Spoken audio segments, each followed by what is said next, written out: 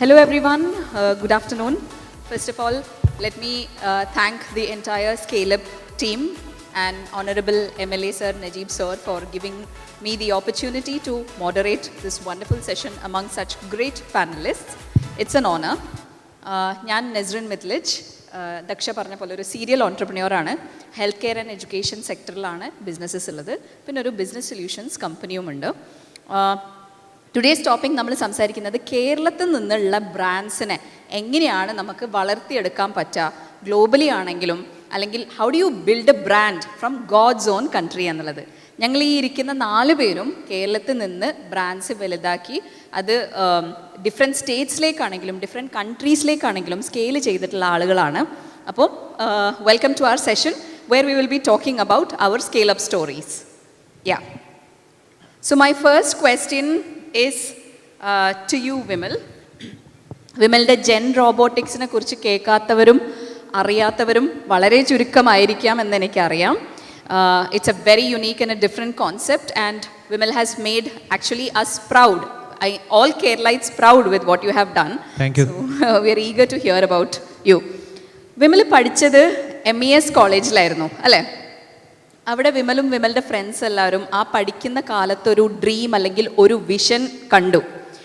ഇന്ന് അത് വലിയൊരു സംഭവമായി മാറിയിട്ടുണ്ട്. ഇഫ് ഐ ആസ്ക് യു, അന്ന് കണ്ട ഡ്രീം അല്ലെങ്കിൽ വിഷൻ ആണോ ഇന്ന് നിങ്ങൾ ജീവിച്ചു കൊണ്ടിരിക്കുന്നത് എന്ന് ചോദിച്ചാൽ എന്തായിരിക്കും ഉത്തരം? ഒരു ഷോർട്ട് ആൻസർ യെസ് ആണ്. പക്ഷേ എഗെയിൻ അതിലൊരു 7 years ഓഫ് സ്ട്രഗിൾ ഉണ്ടായി അന്ന് കണ്ട ഡ്രീമിനെ രണ്ടാമത് കൊണ്ടുവരാൻ വേണ്ടിയിട്ട്. പക്ഷേ ഇതൊരു സ്റ്റോറി ക്വസ്റ്റ്യൻ ആണ്. ഞാനൊരു 5 minutes അതിൻ്റെ ഒരു സെഷൻ പറയാം. കോളേജ് പഠിക്കുമ്പോഴാണ് ഞങ്ങൾ ജെൻ റോബോട്ടിക്സ് എന്നുള്ളൊരു കമ്പനിയുടെ ഫസ്റ്റ് സ്റ്റാർട്ടിങ് ചെയ്യുന്നത്. MES എഞ്ചിനീയറിംഗ് കോളേജ് കുറ്റിപ്പുറത്താണ് ഞങ്ങൾ പഠിച്ചത്. എൻ്റെ 3 അതർ കോ ഫൗണ്ടേഴ്സും MES തന്നെയാണ്. ആദ്യം ഒന്നും സത്യം പറഞ്ഞാൽ +1 +2 അല്ലെങ്കിൽ ഈവൻ SSLC വരെ ഒന്നും ഒരിക്കലും ഒരു കമ്പനി തുടങ്ങണം എന്നുള്ളൊരു തോട്ട് പ്രോസസ്സ് എനിക്ക് ഉണ്ടായിട്ടില്ല. ഒരു മിഡിൽ ക്ലാസ് ഫാമിലിയിൽ നിന്നാണ് ഞാൻ വന്നത്. എൻജിനീയറിംഗ് തന്നെ പഠിക്കുന്ന സമയത്ത് എനിക്ക് ട്യൂഷൻ ഫീ വേവർ എന്ന് പറഞ്ഞൊരു സ്കോളർഷിപ്പ് കിട്ടിയിരുന്നു MES-ലും. അതായത് നമുക്ക് ഫീ കൊടുക്കണ്ട, അത് ഫിനാൻഷ്യലി ബാക്ക്വേർഡ് ആയിട്ടുള്ള ആളുകൾക്കാണ് ആ സ്കോളർഷിപ്പ് കിട്ടുക. So I even got that. ഞാൻ പൂരട്ടി പറയല്ല, പക്ഷേ ദ സിറ്റുവേഷൻ ജെന്യുവനായിട്ട് പറയുകയാണ്. അപ്പോൾ അങ്ങനെ ഒരു ബാക്ക്ഗ്രൗണ്ടിൽ നിന്ന് വരുമ്പോൾ ഒരിക്കലും ഒരു കമ്പനി തുടങ്ങുക എന്നുള്ളൊരു തോട്ട് പ്രോസസ്സ് നമ്മുടെ മൈൻഡിൽ വരില്ല. എഗെയിൻ ഇതൊരു 10 വർഷത്തെ മുന്നത്തെ സ്റ്റോറിയാണ്. പക്ഷേ ഇപ്പോൾ ഒക്കെ നല്ല രീതിയിൽ മാറിയിട്ടുണ്ട്. I can also feel that in everybody's mind. അങ്ങനെ ആ ഒരു ചിന്തയിൽ നിൽക്കുന്ന സമയത്താണ് എഞ്ചിനീയറിങ്ങിനോട് സബ്ജക്റ്റിലേക്ക് ഒരു ഇഷ്ടം വരികയും അത് പിന്നീട് റോബോട്ടിക്സിനോടൊരു പാഷനായിട്ട് മാറുകയും ചെയ്തു. അപ്പോൾ പാഷൻ എന്ന് പറയുന്നത് നമ്മൾക്ക് എന്തെങ്കിലും ഒരു കാര്യം ഇഷ്ടപ്പെട്ടാൽ നമ്മളൊന്നും നോക്കാതെ അതിൽ ടൈം നല്ല രീതിയിൽ സ്പെൻഡ് ചെയ്യും. അപ്പോൾ അതാണ് ഞങ്ങൾ ആൾറെഡി ആദ്യം ചെയ്തത്. MES പഠിക്കുന്ന സമയത്ത് ഞങ്ങളുടെ ഒരു ഡ്രീം ഒരു റോബോട്ടിക്സിലൊരു പീക്കിലേക്ക് പോകുക. അതിന് വളരെ പെട്ടെന്ന് തന്നെ അതൊരു കമ്പനി ഡ്രീമായിട്ട് മാറി. അതിന് താങ്ക്സ് പറയേണ്ടത് IDC എന്ന് പറഞ്ഞിട്ടുള്ള കേരള സ്റ്റാർട്ടപ്പ് മിഷൻ്റെ ഒരു യൂണിറ്റാണ്. അത് ആ കാലഘട്ടത്തിലാണ് ഞങ്ങൾ എഞ്ചിനീയറിംഗ് തേർഡ് ഇയർ പഠിക്കുന്ന സമയത്താണ് അതവിടെ വന്നു തുടങ്ങിയത് എല്ലാ കോളേജിലും. ഇപ്പോൾ അതെനിക്ക് തോന്നുന്നു എല്ലാ മുക്കിലും മൂലയിലുണ്ട് ഈ IDC. അപ്പോൾ അങ്ങനെ MES-ൽ അത് വരാൻ ഇടയായി. അതിൽ നിന്നാണ് ഈ എൻ്റർപ്രണർഷിപ്പ് എന്നുള്ള വേർഡ് തന്നെ ഞാൻ ആദ്യമായിട്ട് കേൾക്കുന്നത്. അപ്പോഴും ഞാൻ ഒരുപാടൊന്നും അതിൽ വിശ്വസിച്ചിരുന്നില്ല. പക്ഷേ അതിനോട് വർക്ക് ചെയ്യാൻ തുടങ്ങിയ സമയത്തും IDC പ്ലാറ്റ്ഫോമിലൂടെ ഞങ്ങൾ എല്ലാ ഫ്രണ്ട്സും കൂടി റോബോട്ടിക്സിൽ എക്സോസ്കെൽട്ടൺ അയൺമാൻ എന്ന മൂവിയിലുള്ള മാതിരി എക്സോസ്കെൽട്ടൻ്റെ പിന്നാലായിരുന്നു ഞങ്ങൾ ആ ടൈമിൽ പോയിരുന്നത്. അപ്പോൾ ആ രീതിയിലൊരു ടെക്നോളജി ഡെവലപ്പ് ചെയ്ത് ഡിഫെൻസിൽ യൂസ് ചെയ്യാം, കുറച്ചുകൂടി ഒരു ഫാൻസി ആംഗിളായിരുന്നു അതിനെ കണ്ടിരുന്നത്. പക്ഷേ it was our passion and we don't bother, we are just following the passion. അതിൽ Generation 1 സീരീസ് ഉണ്ടാക്കി കോളേജ് പഠിക്കുമ്പോൾ Generation 2 ഉണ്ടാക്കി. And that technology even we pushed into another realm. അത് ഞങ്ങൾ അറിഞ്ഞിട്ടും കൂടിയില്ല. കാരണം പാഷനിൽ ഇങ്ങനെ നമ്മൾ അതിൽ എലമെൻറ്റ് പുട്ട് ചെയ്ത് പോകുമ്പോൾ അത് ഞങ്ങൾ അറിഞ്ഞത് എപ്പോഴാച്ചെങ്കിൽ ഇതിൽ Generation 2 എന്നുള്ള ടെക്നോളജി ഒരു ഇൻ്റർനാഷണൽ കോൺഫറൻസിൽ കൊണ്ടുപോയി പ്രസൻറ്റ് ചെയ്തു. അവിടെ ജപ്പാനെന്നും അമേരിക്കയിൽ നിന്നും ചൈനയിൽ നിന്നൊക്കെ ആളുകൾ വന്ന് പ്രസൻറ്റ് ചെയ്യുന്നുണ്ട്. ആ ടൈമിൽ ഞങ്ങളുടെ പേപ്പർ ഒരു ഇൻ്റർനാഷണലി ഏറ്റവും ബെസ്റ്റ് പേപ്പറായിട്ട് അന്ന് സെലക്ട് ചെയ്തു. ഈ ടൈമിലാണ് ഞങ്ങൾ തന്നെ അറിയുന്നത് ഞങ്ങൾ ചെയ്യുന്ന വർക്ക് അത്യാവശ്യം വാല്യുബിൾ ആണെന്നുള്ളത്. അങ്ങനെ തിരിച്ചു വന്നു. എഗെയിൻ കമ്പനി തുടങ്ങാനുള്ള പ്ലാനായി. കാരണം ഇതിൽ കൂടുതൽ ഡീറ്റെയിൽ ആയിട്ട് പോകണം എന്നുള്ള രീതിയിൽ. അപ്പോൾ ഈ പാഷനും ലിവിങ്ങും കൂടി കണക്റ്റായി. Second stage of the story. And then ഈ കാലഘട്ടത്തിലാണ് ഈ മാനുവൽ സ്കാവഞ്ചിങ്ങിൻ്റെ ഒരു പ്രശ്നം വരുന്നത്. അങ്ങനെയാണ് ക്ലീൻ ടെക്കിലേക്ക് ജെൻ റോബോട്ടിക്സ് എൻ്റർ ചെയ്യുന്നത്. കുറേ കാലം മുന്നേ പ്രോബബ്ലി എല്ലാവരും കേട്ടിട്ടുണ്ടാവും, കാലിക്കറ്റ് ഒരു ആക്സിഡൻറ്റ് ഉണ്ടായത്. 2 സാനിറ്റേഷൻ വർക്കറും ഒരു ഓട്ടോറിക്ഷ ഡ്രൈവറും അവരെ ഹെൽപ്പ് ചെയ്യാൻ വേണ്ടിയിട്ട് ആ സാനിറ്റേഷൻ വർക്കേഴ്സ് മാനുവലിൽ ഇറങ്ങി പണിയെടുക്കുമ്പോൾ അൺകോൺഷ്യസ് ആയി. അവരെ ഹെൽപ്പ് ചെയ്യാൻ വേണ്ടിയിട്ട് ട്രൈ ചെയ്തൊരു ഓട്ടോറിക്ഷ ഡ്രൈവറും അന്ന് ആ ഒരു സിറ്റുവേഷനിൽ മരണം ഉണ്ടായി. ഇതൊരു വലിയൊരു ഇഷ്യൂ ആയി. അതിനുശേഷം പിന്നീടൊരു റിപ്പോർട്ട് വന്ന ഒരാൾ കഴുത്തറ്റം വെള്ളത്തിൽ സീവേജ് വാട്ടറിൽ നിൽക്കുകയാണ്, ഹ്യൂമൻ വേസ്റ്റ് പോകുന്ന വാട്ടറിൽ നിൽക്കുന്നൊരു photo. It is illegal in India and most of the countries also. People should not work in such a situation. പക്ഷേ അൺഫോർച്ചുനേറ്റ്ലി നമ്മുടെ നാടിൻ്റെ നിലനിൽപ്പിന് വേണ്ടിയിട്ട് ഈ അണ്ടർഗ്രൗണ്ട് ഡ്രെയിനേജ് സിസ്റ്റംസ് ഒക്കെ ക്ലീൻ ചെയ്യണം. ആൻഡ് എല്ലാ ഈ എൻട്രി ടു അണ്ടർഗ്രൗണ്ട് ഡ്രെയിനേജ് സിസ്റ്റത്തിന് മാൻ ഹോൾ തന്നെയാണ് സിവിൽ എഞ്ചിനീയറിംഗ് വിളിക്കുക. അത് ഡെവലപ്ഡ് കൺട്രി ആണെങ്കിൽ കൂടി ഈ മാൻ ഹോൾ എന്ന് വിളിക്കുന്നത് മനുഷ്യൻ ഇറങ്ങാൻ വേണ്ടിയിട്ട് തന്നെയാണ്. സോ ഡിസൈനിൽ it is there everywhere, even in developed countries also manholes are there. People has to enter for the cleaning. അപ്പോൾ ഡെവലപ്ഡ് കൺട്രീസിലൊക്കെ ആണെങ്കിൽ കുറച്ചും കൂടി സേഫ്റ്റി ഫീച്ചറൊക്കെ വെച്ച് ഫുള്ളി ലീക്ക് പ്രൂഫ് ജാക്കറ്റൊക്കെ ഇട്ടിട്ടാണ് ആളുകൾ ഇറങ്ങുന്നത്. പക്ഷേ ഇന്ത്യയിലാണെങ്കിൽ ഇതൊരു പെർട്ടിക്കുലർ കാസ്റ്റ് സിസ്റ്റമാണ് ചെയ്യുന്നത്. എവറി 5 ഡേയ്സും ഒരാൾ മരിക്കുന്ന സിറ്റുവേഷനാണ് ഇന്ത്യയിൽ ഈ ഒരു പ്രവർത്തനം ചെയ്തിട്ട്. നമ്മളെ ബോർഡറിൽ സോൾജേഴ്സ് മരിക്കുന്നേക്കാളും കൂടുതൽ ആൾക്കാർ ഇങ്ങനെ മരിക്കുന്നുണ്ട് റിപ്പോർട്ട് പ്രകാരം. പക്ഷേ ഇത് ആരും സംസാരിക്കുന്നില്ല. ഇത് ഇടയ്ക്ക് അവിടെ 1-2 ആക്സിഡൻറ്റ് ഉണ്ടാകുമ്പോൾ മാത്രം പുറത്ത് വരുന്നൊരു സബ്ജക്റ്റ് മാത്രമായിരുന്നു. അതിനുള്ള കാരണം ഇതിനെ സോൾവ് ചെയ്യേണ്ടത് എങ്ങനെയാണെന്നുള്ള ആൾക്കാർക്ക് അറിയില്ല. കാരണം ഇതെങ്ങനെയാണല്ലോ ഡിസൈൻ ചെയ്തിട്ട് തന്നെ. ആ ടൈമിലാണ് ഞങ്ങൾ ചിന്തിക്കുന്നത്, ഇപ്പോൾ മാസിലേക്ക് അടക്കം നമ്മൾ ടെക്നോളജി കൊണ്ടുപോവുകയാണ്, അത് കൺട്രോൾ ചെയ്യുന്നുണ്ട്. ഇപ്പോൾ ടെക്നോളജി അല്ല, ആ ടെക്നോളജിനെ എടുത്ത് ഒരാളത് സോൾവ് ചെയ്യാത്തതാണ് പ്രശ്നം. It's a entrepreneurship problem actually. അപ്പോൾ we thought it's our responsibility. അങ്ങനെ ഞങ്ങൾ ആ ഫ്യൂച്ചറിസ്റ്റിക് ആയിട്ടുള്ള എക്സോസ്കെൽട്ടൻ അയൺമാൻ സ്യൂട്ടൊക്കെ ഉണ്ടാക്കുന്ന പരിപാടി മാറ്റി ഈ ഒരു ടെക്നോളജി ബിൽഡ് ചെയ്യാന്നുള്ള കൺസെപ്റ്റിലേക്ക് വന്നു. അറൗണ്ട് 2017 ഞങ്ങൾ സ്റ്റാർട്ട് ചെയ്തെങ്കിലും 2018 1 ഇയറിൽ ഫസ്റ്റ് പ്രോഡക്റ്റ് ഇറക്കി. അങ്ങനെ ഇത് എത്ര കോംപ്ലിക്കേറ്റഡ് അല്ല comparing to the exoskeleton technology. അങ്ങനെ സാനിറ്റേഷനിൽ വന്നു. We had the taste of എന്താ പറയുക changing somebody's life. And that is actually came as the third thing in our journey, that is purpose. So passion and living. Passion നമ്മൾ റോബോട്ടിക്സിനോടുള്ള interest ഒരു സ്റ്റാർട്ടപ്പാക്കി മാറ്റി അതിലൂടെ ഒരു പർപ്പസും ഞങ്ങൾക്ക് ഐഡൻറ്റിഫൈ ചെയ്യാൻ പറ്റി. ബിക്കോസ് അത് മറ്റൊരാളുടെ ലൈഫിൽ ഒരു ഇമ്പാക്റ്റ് ഉണ്ടാക്കിയപ്പോൾ അങ്ങനെ 3 എലമെൻറ്റ് കണക്റ്റ് ആയപ്പോൾ തന്നെ we find this is it, this is the life we want to live. It's better than the vision we had in MES. പക്ഷേ എക്സോസ്കെൽട്ടൻ എന്നുള്ള സാധനം ഞങ്ങൾ വിട്ടില്ല. കാരണം അതിലേക്കും ഒരു പർപ്പസ് കൊടുന്നു. Later we introduce this exoskeleton into disability. അതായത് ഇപ്പോൾ സ്ട്രോക്കും സ്പൈനൽ കോഡ് ഇഞ്ചുറിയൊക്കെ വന്നിട്ട് ശരീരത്തിൻ്റെ ഭാഗങ്ങൾ തളർന്നിട്ടുള്ള ആൾക്കാർ നമ്മുടെ എല്ലാവരുടെ ഫാമിലിയിലും 1-2 ആളുകൾ ഉണ്ടായിട്ടുണ്ടാവും. സോ ഞാനീ പറയുന്നത് മനസ്സിലായിട്ടുണ്ടാവും നിങ്ങൾക്ക്. അങ്ങനെയുള്ള ആളുകൾക്കും നമ്മുടെ ബ്രെയിനിന് ലൈഫ് ലോങ് റീലേൺ ചെയ്തിട്ട് തിരിച്ച് എബിലിറ്റിയിലേക്ക് വരാനുള്ള കഴിവുണ്ട്. അതിനെ പറയുന്ന പേരാണ് ബ്രെയിനിൻ്റെ ന്യൂറോപ്ലാസ്റ്റിസിറ്റി. പക്ഷേ ഈ പ്ലാസ്റ്റിസിറ്റി എന്നുള്ള ആ ഒരു സയൻറ്റിഫിക് ആയിട്ടുള്ള മെത്തഡോളജി ബ്രെയിനിന് കിട്ടണമെങ്കിൽ നമ്മൾ റിപ്പീറ്റഡ് ആയിട്ട് നമ്മളുടെ മുന്നത്തെ മാതിരി റിപ്പീറ്റഡ് ആയിട്ടുള്ള ആക്ഷൻസ് ചെയ്യണം. അപ്പോൾ ഒരു കുട്ടി ഒരുപാട് പ്രാവശ്യം വീണിട്ടാണ് നടക്കാൻ പഠിക്കുന്നത്. So he was trying different time and he was perfecting it in his growth. പക്ഷേ ഒരു ഗ്രോണപ്പ് ആയിട്ടുള്ള പേഴ്സണ് ആ ബ്രെയിനിൻ്റെ ആ ഒരു പെർട്ടിക്കുലർ ന്യൂറൽ നെറ്റ്വർക്കിന് ഡാമേജ് സംഭവിച്ചാൽ സ്ട്രോക്കോ സ്പൈനൽ കോഡ് ഇഞ്ചുറി കാരണമായിട്ട് അല്ലെങ്കിൽ വേറെയും കുറേ മസ്കുലർ ഡിസ്ട്രോഫി, സെറിബ്രൽ പ്ലാസി, കുറേ അസുഖങ്ങളുണ്ട്. ഇതൊക്കെ നമ്മുടെ ബ്രെയിനിനെ എഫക്റ്റ് ചെയ്താലും അതിൻ്റെ ഡിറ്റോറിയേഷൻ കുറയ്ക്കാനോ അതല്ലെങ്കിൽ രണ്ടാമത് കംപ്ലീറ്റ് റിക്കവറിയിലേക്ക് കൊണ്ടുപോകണമെങ്കിലോ റിപ്പീറ്റഡ് ആയിട്ടുള്ള ആക്ഷൻ കൊടുക്കണം. For that we created G-Gator. അങ്ങനെ ആ G-Gator 2021 ഞങ്ങൾ ബിൽഡ് ചെയ്തു. Again now it's become a leading player in Indian market സിനറിയോയ്ക്ക് വേണ്ടിയിട്ടും അതുകൂടാതെ തന്നെ എല്ലാവർക്കും ആക്സസിബിൾ ആയിട്ടുള്ള രീതിയിലാണ് ആ ടെക്നോളജി. സോ അഗെയിൻ എക്സോസ്കെൽട്ടനെ ഒരു പർപ്പസ് ആയിട്ട് പ്ലഗ് ചെയ്തു. We are working now in disaster management, lot of other things where robotics and AI can be plugged with a purpose and still create a commercial terms out of it. So this is what happened, and yes, now we are living that life in a much more better sense. Thank you so much. That was a very inspiring narrative. I'm happy to know that you're living a better life, and I can feel that it's a better life simply because നമ്മൾക്ക് എല്ലാവർക്കും അറിയാം, സംരംഭകത്വം എന്ന് പറയുന്നത് നമ്മളെല്ലാവരും പറയും ഒരു പ്രശ്നം, സമൂഹത്തിൽ ഒരു പ്രശ്നം സോൾവ് ചെയ്യാൻ വേണ്ടിയിട്ടാണ് നമ്മൾ ഒരു പ്രൊഡക്റ്റോ സർവീസോ നമ്മൾ ഫോക്കസ് ചെയ്തിട്ട് ബിസിനസ് തുടങ്ങുന്നത്. അപ്പോൾ നമ്മൾ പലതരത്തിലുള്ള പ്രശ്നങ്ങൾ സോൾവ് ചെയ്യും. പക്ഷേ ഇവിടെ പറഞ്ഞത് എനിക്ക് ആക്ച്വലി ഗൂസ് ബംസ് കിട്ടിയായിരുന്നു. കാരണം 5 ദിവസത്തിൽ ഒരാൾ മരിക്കുക എന്ന് പറഞ്ഞാൽ, മോർ ദാൻ സോൾജേഴ്സ് ഡൈങ് എന്ന് പറഞ്ഞാൽ അത്രയും ഗ്രേവ് ആയിട്ടുള്ളൊരു പ്രോബ്ലം ചിലപ്പോൾ നമ്മളാരും ചിന്തിച്ചിട്ട് പോലും ഉണ്ടാവില്ല. നമ്മളെല്ലാവരും നമ്മുടെ നോർമൽ ലൈഫിൽ ജീവിച്ച് പോകുന്നു, we are happy with what we do. But ഇങ്ങനത്തെ കൺസേൺസ് അല്ലെങ്കിൽ ഇങ്ങനത്തെ ഒരു പ്രോബ്ലം നമ്മൾ ഐഡൻറ്റിഫൈ പോലും ഫസ്റ്റ് ഓഫ് ഓൾ ചെയ്യുന്നില്ല. അത് ഐഡൻറ്റിഫൈ ചെയ്യുക മാത്രമല്ല അതിനുള്ളൊരു സൊല്യൂഷൻ കാണുക എന്ന് പറഞ്ഞാൽ I think it's a God's grace basically what you are doing. So kudos. I think they deserve a big round of applause for the kind of work they are doing. So very well.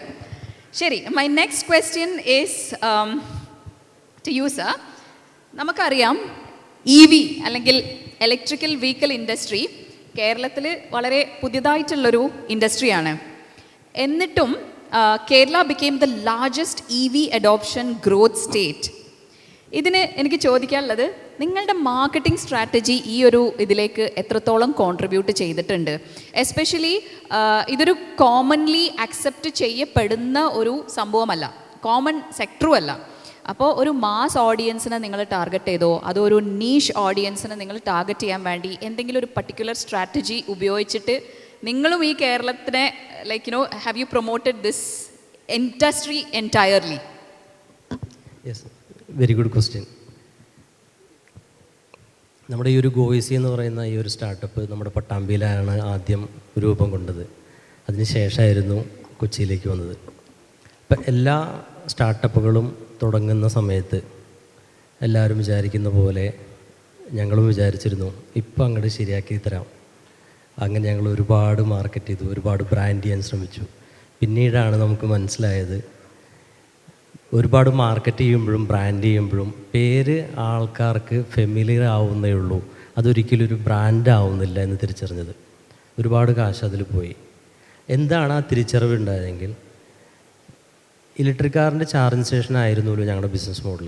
ഇതാർക്കും ഇപ്പോഴും കേരളത്തിൽ 1-2% ആൾക്കാർക്ക് പോലും ഇതിനെ പറ്റിയിട്ട് വലിയ അവരുടെ ആവശ്യമില്ല. കാരണം ഇലക്ട്രിക് കാർ എടുക്കുന്ന ആൾക്കാർ മാത്രമേ എന്ത് ചെയ്യുന്നുള്ളൂ, EV ചാർജിങ് സ്റ്റേഷനെ പറ്റി നോക്കുന്നുള്ളൂ. അതും ഭൂരിഭാഗം ആൾക്കാരും നമ്മളെല്ലാവരും വിചാരിക്കുന്ന പോലെ വീട്ടിൽ നിന്ന് ചാർജ് ചെയ്യാൻ ശ്രമിക്കാം. അപ്പോൾ ആ ഒരു സമയത്ത് ഞങ്ങൾ ഒരുപാട് പൈസ അല്ലെങ്കിൽ ഒരുപാട് സമയം എഫേർട്ടെല്ലാം ചാർജിങ് സ്റ്റേഷൻ ഇടൂ എന്ന് ജനങ്ങളെ പഠിപ്പിക്കാൻ ശ്രമിച്ചു. എല്ലാവരും ഇതൊരു മണ്ടത്തരാണ്, ഇതൊന്നും വരാൻ സാധ്യതയില്ല എന്ന് പറഞ്ഞിട്ട് ഞങ്ങളുടെ കാശും സമയവും പോയെന്നല്ല, അതൊന്നും ഉണ്ടായില്ല. അപ്പോഴാണ് ഞങ്ങൾ ഇരുന്ന് ചിന്തിച്ചത് എവിടെയാണ് തെറ്റുപറ്റുന്നത്. നമുക്ക് മനസ്സിലായി ഇത് ഒരു സാധാരണ ഒരു മനുഷ്യൻ്റെ പ്രശ്നമല്ല. ഒരു സാധാരണ മനുഷ്യൻ്റെ പ്രശ്നമാവണമെങ്കിൽ, അതായത് ആളുകൾ ചാർജിങ് സ്റ്റേഷൻ എടുക്കണമെങ്കിൽ ആദ്യം എന്ത് ചെയ്യണം, ഒരാൾക്കൊരു പ്രശ്നം ഇട്ടുകൊടുക്കണം. എന്നാൽ മാത്രമേ അതിൻ്റെ ഒരു സൊല്യൂഷനായിട്ട് ഒരു രക്ഷകനായി ഞങ്ങൾക്ക് അവതരിക്കാൻ കഴിയുകയുള്ളൂ. ആ തിരിച്ചറിവിലാണ് അന്നു മുതൽ EV ചാർജിങ് സ്റ്റേഷൻ എടുക്കൂ എന്നുള്ള പരസ്യങ്ങൾക്ക് പകരം ഇലക്ട്രിക് കാർ എടുക്കൂ എന്നുള്ള പരസ്യങ്ങളാണ് ഞങ്ങൾ തുടങ്ങിയത്. ഞങ്ങൾ ആ പരസ്യങ്ങളുടെ ഗുണമനുഭവിച്ചിട്ട് ടാറ്റ അല്ലെങ്കിൽ ഹുണ്ടായി പോലെയുള്ള ഒരുപാട് വെഹിക്കിൾ മാനുഫാക്ചറേഴ്സ് അവർക്ക് ആ ഒരു ഗുണം കിട്ടി. കേരളത്തിൽ ഒരുപാട് പേര് EV എടുക്കാൻ തുടങ്ങി. അതിലൂടെ നമ്മൾ ക്രിയേറ്റ് ചെയ്ത് ഒരു പ്രശ്നം ഉണ്ടാവാൻ പോകുന്ന ഒരു പ്രൊഡക്റ്റിനെയാണ്. പ്രശ്നം എന്ന് പറയുന്നത് നിങ്ങൾ ആ ഒരു അർത്ഥത്തിൽ എടുക്കരുത്. ഞങ്ങളുടെ ബിസിനസ്സിനെ വർദ്ധിപ്പിക്കാൻ സാധ്യതയുള്ള ഇലക്ട്രിക് കാറുകളുടെ വിൽപ്പന കൂട്ടുക എന്നൊരു സ്ട്രാറ്റജിയിലേക്ക് മാറിയപ്പോഴാണ് ഇത് ഒരു നീഡായി മാറിയത്. അന്നു മുതലാണ് ഞങ്ങൾക്ക് ചാർജിങ് സ്റ്റേഷൻ ബിസിനസ്സും സ്റ്റാർട്ടായത്. അപ്പോൾ യഥാർത്ഥത്തിൽ ഞങ്ങൾ ആദ്യം വിചാരിച്ചിരുന്ന പോലെ നമ്മുടെ പ്രൊഡക്റ്റിനെ മാർക്കറ്റ് ചെയ്തപ്പോൾ, ഞങ്ങളുടെ പ്രൊഡക്റ്റിനെ ബ്രാൻഡ് ചെയ്യാൻ ശ്രമിച്ചപ്പോൾ യഥാർത്ഥത്തിൽ ഇത് ആർക്കും ആവശ്യമില്ലാത്തൊരു സാധനമായതുകൊണ്ട് ഞങ്ങൾ വളർന്നില്ല. അതേസമയം നമ്മുടെ പ്രൊജക്റ്റ് ആവശ്യം വരുന്ന മറ്റൊരു പ്രൊഡക്റ്റിനെ മാർക്കറ്റ് ചെയ്തപ്പോൾ, വേറൊരു ഇൻഡസ്ട്രിയെ മാർക്കറ്റ് ചെയ്തപ്പോഴാണ് യഥാർത്ഥത്തിൽ ഞങ്ങളും വളർന്നത്. അപ്പോൾ പല മേഖലകളിലും, എല്ലാ മേഖലകളിലും ഇത് പ്രയോഗിക്കാൻ പറ്റുമെന്ന് എനിക്കറിയില്ല, പക്ഷേ പല മേഖലകളിലും നമ്മളൊരു ബിസിനസ്, നമ്മൾ ഇവിടെ ഇരിക്കുന്നവരെല്ലാവരും ഒന്നുകിൽ ബിസിനസ്സുകാരോ അതല്ലെങ്കിൽ ഒരു സ്റ്റാർട്ടപ്പ് തുടങ്ങുന്നുള്ള ആഗ്രഹമുള്ളവരായിരിക്കും. അവരൊക്കെ മാറിയിരുന്ന് ചിന്തിക്കേണ്ടത് ശരിക്കും യഥാർത്ഥത്തിൽ നമ്മുടെ ഈ പ്രൊഡക്റ്റ് നമ്മുടെ സമൂഹത്തിനോ അതല്ലെങ്കിൽ ഒരു വിഭാഗം ജനത്തിനോ യഥാർത്ഥത്തിൽ ആവശ്യമുണ്ടോ? ആവശ്യമില്ലെങ്കിൽ ആ ആവശ്യം വരാൻ ഞാൻ എന്താണ് ചെയ്യേണ്ടത്? സമീപകാലത്തൊന്നും ആവശ്യം വരാൻ സാധ്യതയില്ലെങ്കിൽ ഏറ്റവും നല്ലത് എന്താണ്? നമ്മളതിലേക്ക് ഒരുപാട് സമയം സ്പെൻഡ് ചെയ്യാതിരിക്കുക എന്നുള്ളതാണ്. യഥാർത്ഥത്തിൽ നമ്മളിപ്പോൾ ഈ കാണുന്ന എല്ലാ കമ്പനികളും, ഇപ്പോൾ ഒരു ഉദാഹരണത്തിന് പെട്രോൾ പമ്പാണെങ്കിലും നമ്മുടെ ലുലു ആണെങ്കിലും നമ്മൾ കാണുന്ന എല്ലാ ബിസിനസ്സുകളും ഒരു സമയത്ത് അതൊരു സ്റ്റാർട്ടപ്പായിരുന്നു. ഇപ്പോൾ ഒരു 10-30 വർഷം മുമ്പ് പെട്രോൾ പമ്പ് ഇടുക എന്ന് പറഞ്ഞാൽ ആൾക്കാർ പ്രാന്താന്ന് വിചാരിക്കും. ലുലു പോലത്തെ ഒരു ഷോപ്പിംഗ് മാൾ ഇടുക എന്ന് പറഞ്ഞാൽ ആ ഒരു സമയത്ത് എന്താ ആൾക്കാരെന്ന് വിചാരിക്കുക, ഇതിലൊക്കെ ആൾക്കാർ വരുമോ? ഞങ്ങൾ തൊട്ടടുത്ത് കുട്ടപ്പേട്ടൻ്റെ കടയിൽ, കുഞ്ഞാപ്പക്കാട് കടയിൽ നല്ല സാധനം മേടിക്കാറ്, ഇതിലേക്ക് ആൾക്കാർ വരുമോ എന്ന് ചിന്തിച്ച സമയത്ത് അന്ന് അദ്ദേഹം തുടങ്ങിയത് ഒരു സ്റ്റാർട്ടപ്പായിരുന്നു. അതുപോലെ നമ്മളിതുപോലെ ഒരു മനുഷ്യൻ്റെ പ്രശ്നങ്ങളാണ് സോൾവ് ചെയ്ത് കൊടുക്കുന്നതെങ്കിൽ അടുത്തൊരു 10-15 വർഷം കഴിഞ്ഞാൽ അത് സ്റ്റാർട്ടപ്പ് ആയിരുന്നു എന്ന് പറഞ്ഞാൽ പോലും ആരും വിശ്വസിക്കാത്ത രീതിയിൽ ഇത് വളരും. അപ്പോൾ യഥാർത്ഥത്തിൽ നമ്മളൊരു ബിസിനസ് ഓണേഴ്സ് ശ്രദ്ധിക്കേണ്ടത് നമ്മുടെ പ്രൊഡക്റ്റിന് നീഡുണ്ടാവാൻ സാധ്യതയുള്ള അറ്റ്മോസ്ഫിയർ ഒരുക്കാൻ വേണ്ടിയുള്ള ബ്രാൻഡിങ്ങും മാർക്കറ്റിങ്ങും എഫേർട്ടും ചെയ്യുക എന്നുള്ളതാണ് ഈ ഒരു സബ്ജക്റ്റിൽ എനിക്ക് ഞങ്ങളുടെ അനുഭവത്തിൻ്റെ ആ ഒരു വെളിച്ചത്തിൽ എനിക്ക് പറയാനുള്ളത്. Very nice. അതായത് അവെയർനെസ്സും കാര്യങ്ങളും ഇല്ലാന്നുണ്ടെങ്കിൽ ക്രിയേറ്റ് ദാറ്റ് എൻവയൺമെൻറ്റ്. ഒന്നുമില്ലെങ്കിൽ നമ്മൾ ആ എൻവയൺമെൻറ്റ് ക്രിയേറ്റ് ചെയ്തിട്ട് അങ്ങോട്ട് ഇറങ്ങും അല്ലേ. I like that thought. And also ഇത്രയും ഡിസ്റപ്റ്റീവായിട്ട് തിങ്ക് ചെയ്യുക, അതിൽ വിശ്വസിക്കുക എന്നുള്ളത്. I like the example you gave of Lulu. ശരിയാണ് നിങ്ങൾ പറഞ്ഞത്. അപ്പോൾ അന്നത്തെ കാലത്താണ് ഈവൻ ഐ തിങ്ക് ഹൈലൈറ്റ് മോളിൻ്റെ ഹൈലൈറ്റ് പ്രോജക്റ്റ് കോഴിക്കോട് വന്ന സമയത്ത് അന്നത്തെ കാലത്ത് അത്രയും വലിയൊരു വിഷനൊക്കെ പ്രൊവൈഡ് ചെയ്യുമ്പം ആരും അത് അത്ര വിശ്വസിക്കൂല. That is this even possible. ഇന്ന് എന്താണ് അവിടുത്തെ സ്ഥിതി എന്ന് നമുക്കറിയാം. So that's the power of a long term vision when it comes to brand building. And definitely from Kerala നമുക്ക് ഇങ്ങനെയൊക്കെ ചിന്തിക്കാൻ പറ്റുമെന്നുള്ളതിൻ്റെ റൈറ്റ് എക്സാമ്പിളാണ് sir. Because this is not a commoners business, this is not a common thought, but venturing into a new industry with so much confidence from Kerala, taking it to national level is a big thing. Thank you. Yes, round of applause. Okay, my next question is to, yeah, the work in it. Shahid. Shahid also എനിക്ക് പരിചയമുള്ള ഒരു front കൂടിയാണ്. Nice to have you here. PMR Group, as far as I know, almost 55 years old ഒരു business group ആണ്. Your father started the legacy and it still continues. But being a second generation entrepreneur, ഇന്ന് I see that PMR has very different verticals. കുറേ expand ആയിട്ടുണ്ട് compared to where it was in the beginning. അപ്പോൾ എനിക്ക് ചോദിക്കാനുള്ളത്, your father started a brand from Kerala. അതിപ്പം you are planning to take it at a national level, international level, build that brand and expand it. അന്നത്തെ കാലത്ത് branding എങ്ങനെയായിരുന്നു father ചെയ്തത്, if you know, and ഇന്നത്തെ കാലത്ത് ഷഹീദിൻ്റെ vision എന്താണ് to brand PNR? How different is it? In the name of God, most gracious and most merciful. നമസ്കാരം. Father start ചെയ്ത 1970 ഫാദർ സ്റ്റാർട്ട് ചെയ്തൊരു ബ്രാൻഡായിരുന്നു. പിന്നെ ഫ്ലോ ബ്രദേഴ്സ് ഉണ്ട്, ബ്രദേഴ്സായിരുന്നു ടേക്ക് ഓവർ ചെയ്തിരുന്നത് ഞാൻ പഠിച്ചുകൊണ്ടിരിക്കുമ്പോൾ. സോ 55 വർഷം എന്ന് പറയുന്നതിൽ 54 വർഷവും ഓർഗാനിക് ഗ്രോത്ത് മാത്രമേ ഉണ്ടായിട്ടുള്ളൂ. PMR എന്നുള്ള പേര് നമ്മൾ ഡ്രഗ്സിൽ ഉപയോഗിച്ചിട്ട് ആളുകൾ ഇട്ടിട്ട് വരുന്ന ഫുള്ളി ഓർഗാനിക് ഗ്രോത്ത് മാത്രമായിരുന്നു PMR ഉണ്ടായിരുന്നത്. പിന്നെയാണ് ഞങ്ങൾ എല്ലാവരും ഫാദർ എഡ്യൂക്കേറ്റേഴ്സ്, ഞങ്ങളെല്ലാവരും PG MTech എല്ലാം ഓൾ യൂണിവേഴ്സിറ്റീസിലെല്ലാം പോയിട്ടാണ് പഠിച്ചിട്ട് വന്നപ്പോൾ ഈ ബ്രാൻഡിങ്ങിൻ്റെ ഒരു ഇമ്പോർട്ടൻസ് വളരെയധികം മനസ്സിലായി. സോ ഇപ്പോൾ നോക്കുമ്പോൾ ഈ 54 ഇയേഴ്സിന് മുന്നേ ഒരു 25 ഇയേഴ്സിനിടയിൽ ഞങ്ങൾ ബ്രാൻഡിങ് സ്റ്റാർട്ട് ചെയ്തിരുന്നെങ്കിൽ ഇപ്പോൾ ഉള്ളതിനേക്കാളും 10 ടൈംസ് ഞങ്ങൾ വളർന്നേനെ. അത്രയും അതാണ് ബ്രാൻഡിങ്ങിൻ്റെ ഒരു പവർ. അതാണ് ഞങ്ങൾ ചുമ്മാ മലപ്പുറത്ത് മാത്രം എന്നുള്ള രീതിയിൽ പോയിക്കൊണ്ടിരിക്കുമ്പോഴാണ് ഇത്രയും വളരാൻ കഴിയും, ഞങ്ങൾക്ക് എത്ര എക്സ്പാൻഡ് ചെയ്യാൻ പറ്റും എന്നുള്ള രീതിയിൽ തന്നെ ഇപ്പോഴാണ് അതിൻ്റെ ഗുണങ്ങൾ മനസ്സിലായത്. So we started PMR construction company, then PMR concrete, PMR granites, PMR grandeurs, like each and every ഒരു 10 സ്റ്റാർട്ടപ്സ് കൊണ്ടുപോകുന്ന പോലെയാണ് ഇപ്പോൾ ചെയ്യുന്നത്. അതിൽ ബ്രാൻഡിങ് എൻ്റെ ഒരു അഭിപ്രായത്തിൽ പുറത്ത് മാത്രമല്ല ഇൻസൈഡ് നമ്മൾ ബ്രാൻഡ് ചെയ്യണം. ബെസ്റ്റ് എംപ്ലോയീസിനെ കിട്ടണമെങ്കിൽ we have to be comfortable to them. അവരെ നമ്മുടെ കൂടെ വർക്ക് ചെയ്യുന്നവരാണ് നമ്മൾ കമ്പനിയെ വളർത്തുന്നത്. സോ അവർക്കുള്ള കംഫർട്ട്, അതിനുള്ള ബ്രാൻഡിങ്, അവർ PMRലാണ് വർക്ക് ചെയ്യുന്നത് എന്നുള്ളൊരു ക്രെഡിബിലിറ്റി നമ്മൾ എന്തായാലും അവർക്ക് അത് കൊടുത്തിരിക്കണം. കാരണം ഓരോ ഇപ്പം എൻ്റെ കമ്പനിയിലുള്ള എംപ്ലോയീസ് ആണെങ്കിൽ അവർക്ക് ഓരോ സ്റ്റാർട്ടപ്പ് ബിൽഡ് ചെയ്യാൻ കപ്പാസിറ്റി ഉള്ളവരാണ്. സോ നമ്മൾ വളരുന്നതിനനുസരിച്ച് അവർക്കും കൂടെ ഉള്ള ബെനിഫിറ്റ്സ് കൊടുക്കണം, അവർക്കുള്ള SOP കൊടുക്കുമ്പോഴാണ് ഓട്ടോമാറ്റിക്കലി കമ്പനി നല്ല സ്റ്റേജിലോട്ട് എത്തുന്നുണ്ട്. ജസ്റ്റ് ഞങ്ങളൊരു 1 ഇയറേ ആയിട്ടുള്ളൂ ബ്രാൻഡിങ്. പക്ഷെ അവരുടെ ഒരു ഇൻട്രസ്റ്റും സന്തോഷം കാണുമ്പോൾ ഇൻഷാല്ലാ ഇറ്റ്സ് ബെറ്റർ. ഇനിയും നമ്മളൊരു ഇൻ്റർനാഷണൽ ലെവലിലോട്ട് ഇൻ്റർനാഷണലി ഞങ്ങൾ ഓൾറെഡി എത്തിക്കഴിഞ്ഞ് ഞങ്ങൾ സോഫ്റ്റ്വെയർ കമ്പനി ഉണ്ട്, കൺസ്ട്രക്ഷൻ റിലേറ്റഡുള്ള സോഫ്റ്റ്വെയർ കമ്പനീസ് ഉണ്ട് നമുക്ക്. PMR, ഇൻഫോസ്, ഡാറ്റ HQ, എക്സ്ജൻ, പിന്നെ അതുപോലെ പ്രിക്കിലി, ഒരുപാട് കമ്പനീസ് ഞങ്ങൾ ഇതുപോലെ പുള്ളപ്പ് ചെയ്ത് കൊണ്ടുവന്നിട്ടുണ്ട്. അതെല്ലാം നല്ല രീതിയിൽ പോകുന്നുമുണ്ട്. സോ അതിൻ്റെ എല്ലാം ഒരു കോർ ഞാൻ കാണുന്നത് ഈ ബ്രാൻഡിങ് സിസ്റ്റമാണ്. Okay, thank you. Very nice. I think എനിക്ക് ഭയങ്കര ക്യാച്ചി ആയിട്ട് തോന്നിയത് branding is not just external but branding also internal എന്ന് പറഞ്ഞ ആ പോയിന്റ് ആയിരുന്നു. ബിക്കോസ് നമ്മൾ ചിന്തിക്കേണ്ടത് ഓഫ് കോഴ്സ് നമ്മൾ പുതിയ ക്രൗഡിനെ ടാർഗറ്റ് ചെയ്തിട്ടും നമുക്ക് നമ്മുടെ സെയിൽസ് ഇൻക്രീസ് ചെയ്യാൻ വേണ്ടിയിട്ട് we put hoarding boards, we do advertisements, marketing, ഇതെല്ലാം ചെയ്യുന്നത് ന്യൂ പീപ്പിളിനെ അവെയർ ചെയ്യാൻ വേണ്ടിയിട്ടാണ്. But what are we doing within our company?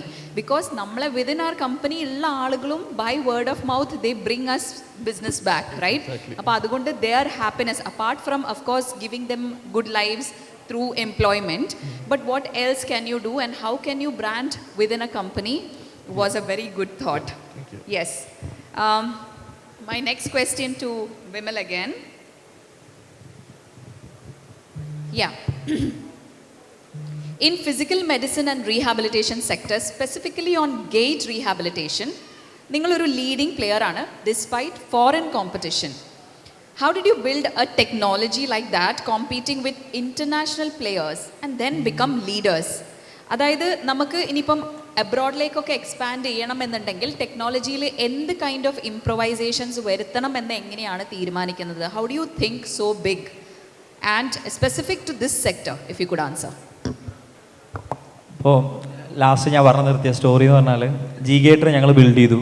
V become a leading player in this space. G Gaiter എന്താണെന്ന് ഞാൻ പറഞ്ഞു.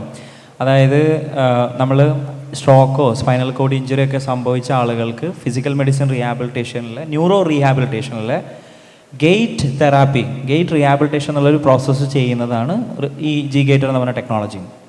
അപ്പോൾ കൺവെൻഷനലി എവറി ഹോസ്പിറ്റൽസിലാണെങ്കിലും ഇന്ത്യയിലാണെങ്കിലും എല്ലായിടത്താണെങ്കിലും മാനുവലി ഇത് ചെയ്യുന്നുണ്ട്. ഗേറ്റ് റീഹാബിലിറ്റേഷൻ്റെ ഒരു വലിയ പ്രശ്നം എന്താണെന്ന് വെച്ചാൽ നമ്മുടെ നടത്തം, അതാണ് ഗേറ്റ് എന്ന് പറയുന്നത്. ആ ഗേറ്റ് ഒരു അരക്ക് കീഴ്പോട്ട് തളർന്നു കഴിഞ്ഞാൽ അയാളെ തിരിച്ച് നടത്തിക്കൊണ്ടേയിരിക്കണം. ഒരു ദിവസം ഒരു 900 സ്റ്റെപ്സ് എങ്കിലും ആൾ വെച്ചാലാണ് ബ്രെയിനിലെ ന്യൂറോപ്ലാസ്റ്റിസിറ്റി കാരണം ആൾക്ക് തിരിച്ച് റീഹാബിലിറ്റേഷൻ കിട്ടുള്ളൂ. അപ്പോൾ ഈ പ്രോസസ്സ് ചെയ്യുന്നത് സത്യം പറഞ്ഞാൽ മാനുവലി ഇമ്പോസിബിളാണ്. കാരണം ഒരു ഫിസിയോതെറാപ്പിസ്റ്റിൻ്റെ 2 കൈ വെച്ചിട്ട് ആൾക്ക് 6 ലിംസിനെ കൺട്രോൾ ചെയ്യാൻ പറ്റില്ല.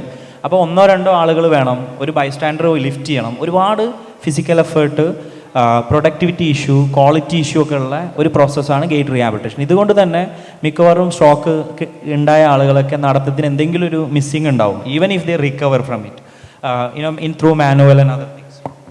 അപ്പോൾ ഈ കാരണങ്ങൾ കൊണ്ട് തന്നെ വിദേശ രാജ്യങ്ങളിലൊക്കെ ആദ്യം തന്നെ around 10 years back itself technology is there, robotics is there, which is using this robotic technology of that time to solve this particular problem. ഇന്ത്യയിലും ബാക്കിയുള്ള പല കൺട്രീസിലൊക്കെ now there is something happening and we all are witnessing it also. The human thought about quantity of life is changing to quality of life. Quality of life എന്നുള്ളതിന് ഭയങ്കര importance കൊടുക്കുന്നത്. അതാണ് ഈ beauty products ആണെങ്കിലും ബാക്കിയുള്ള പല new things are coming up in a very well way is because of the quality oriented thinking. അപ്പോൾ ഒരു മനുഷ്യൻ്റെ ക്വാളിറ്റി ഓഫ് ലൈഫ് നിശ്ചയിക്കുന്നതാണ് മേജർലി നമ്മുടെ മൊബിലിറ്റി എന്ന സെക്ടറൊക്കെ. അപ്പോൾ അതുകൊണ്ട് തന്നെ എല്ലാ ഹോസ്പിറ്റലിലാണെങ്കിലും നമ്മുടെ ഹെൽത്ത് സെക്ടറിൽ ഈ physical medicine and rehabilitation is a booming now. That people are putting effort, people are buying machines. So it was a perfect time also for the product. പക്ഷേ ഫോറിൻ കോമ്പറ്റീഷൻ്റെ ഒക്കെ പ്രശ്നം again they are started 10 years back. അത് തന്നെയാണ് അവരുടെ ഏറ്റവും വലിയ പ്രശ്നം. കാരണം അവരുപയോഗിച്ച ടെക്നോളജിയൊക്കെ അത്രയും ഓൾഡാണ്. അപ്പോൾ ആ കാലത്ത് അത് നടത്തിയെടുക്കാൻ വേണ്ടി അവരുടെ എഫേർട്ടിൻ്റെ overhead cost is too high. പക്ഷേ ഇപ്പോൾ റീസെൻ്റ്ലി ഉള്ളൊരു അവൈലബിലിറ്റി എന്ന് പറഞ്ഞാൽ robotics is also become very popular and AI also is there, and AI is solving tremendous amount of job. Even in designing robotic solutions also AI is solving a lot of problem. ഇപ്പോൾ സിമ്പിളായിട്ടുള്ള ഒരു scientific പാർട്ടാണ് ഞാൻ പറയുന്നത്. അതായത് ഇപ്പോൾ ഒരു walking ബൈപ്പെഡൽ സിസ്റ്റത്തിനെ നമ്മൾ ക്രിയേറ്റ് ചെയ്യണമെങ്കിൽ ബോസ്റ്റൺ ഡൈനാമിക്സ് കുറേ കാലം മുന്നേ അത് ചെയ്തിട്ടുണ്ട്. അത് പ്യുവർലി മാത്തമാറ്റിക്സ് വെച്ചിട്ടാണ് അവർ ചെയ്തിട്ടുള്ളത്. പക്ഷേ ഇതേ വാക്കിംഗ് ബൈപ്പെഡൽ സിസ്റ്റം ഇപ്പോൾ ഈവൻ ഇവിടെ ഫ്രണ്ടിലുണ്ടായിട്ടുള്ള ഡോഗ്സിലാണെങ്കിലും അതുകൂടാതെ ഈവൻ ബൈപ്പെഡലായിട്ടുള്ള ഇപ്പോൾ പുതിയ ഹ്യൂമനോയിഡ് റോബോട്ട്സുകളൊക്കെ നമ്മൾ സോഷ്യൽ മീഡിയയിൽ കാണുന്നതെല്ലാം അവർ റീഇൻഫോഴ്സ് ലേണിംഗ് എന്ന് പറഞ്ഞിട്ടുള്ള ടെക്നിക്ക് കൂടി യൂസ് ചെയ്തിട്ടാണ് ഇത് സോൾവ് ചെയ്യുന്നത്. അതായത് നമ്മളൊന്നും ചെയ്യണ്ട, നമ്മൾ ആ സിസ്റ്റത്തിനെ ഡിസൈൻ ചെയ്തിട്ട് ഒരു കമ്പ്യൂട്ടറിൽ ഇട്ടിട്ട് ഒരു AI അൽഗോരിതം എന്ത് ചെയ്യും, ഇതിനെ ഒരു കുട്ടി എങ്ങനെയാണോ നടത്താൻ പഠിക്കുന്നത് നടത്താൻ അങ്ങനെ ഒരുപാട് പ്രാവശ്യം വീണിട്ടാണല്ലോ പഠിക്കുന്നത്. അപ്പോൾ അതിന് വർഷങ്ങളെടുക്കും. പക്ഷേ വളരെ ഹൈ സ്പീഡ് എൻവയോൺമെൻറ്റിൽ ഒരുപാട് പ്രാവശ്യം ഇറ്ററേഷൻ നടത്തിയിട്ട് ഈ വാക്കിങ്ങിൻ്റെ പ്രശ്നങ്ങൾ സോൾവ് ചെയ്യണം. ഇതാണ് എന്ത് ചെയ്തിരിക്കുന്നത് ഇപ്പോഴത്തെ ലേറ്റസ്റ്റ് ടെക്നോളജികളൊക്കെ ചെയ്യുന്നത്. അപ്പോൾ അതുകൊണ്ട് എന്താ human intellect, human effort, human ലേബറിൻ്റെ requirement on solving the bipedal walking is drastically reduced. അതാണ് ഈ AI ഒരു അഡ്വാൻറ്റേജ്.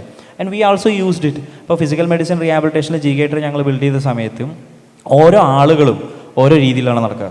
അവരുടെ ഹൈറ്റിനനുസരിച്ചും വെയ്റ്റിനനുസരിച്ചിട്ടും സ്പീഡിനനുസരിച്ചിട്ടും നമ്മുടെ ഗേറ്റ് മാറും. ഇത് ഓരോന്നും കോഡ് ചെയ്തെടുക്കുക എന്ന് പറഞ്ഞാൽ it's a very hectic job.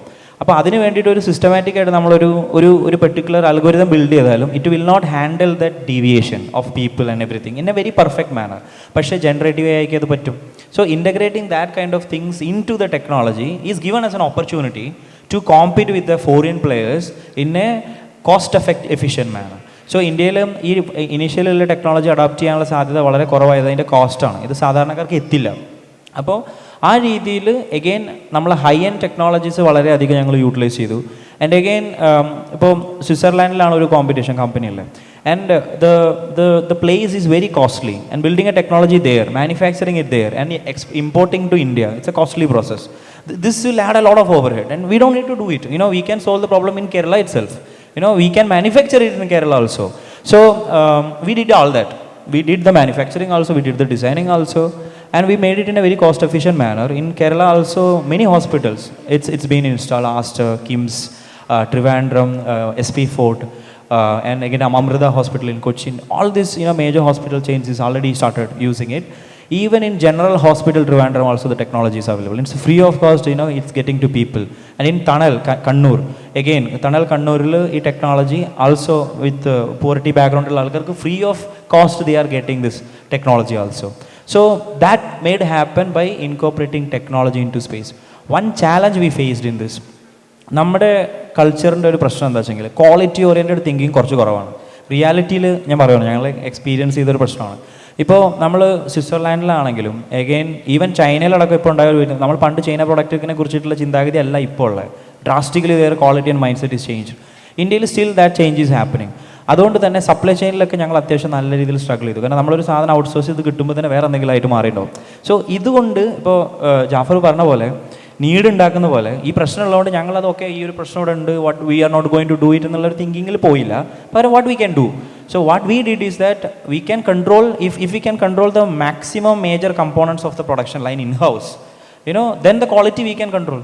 We can at least build that culture in our team, the quality oriented culture, and that is very essential specifically for medical products, because നല്ല രീതിയിലുള്ള standard rules and റെഗുലേഷൻസും ISO റെഗുലേഷൻസുകളൊക്കെ ആ സെക്ടറിലുണ്ട്. But we did it like this, and this way of doing also create a lot of issue, capital requirement and everything.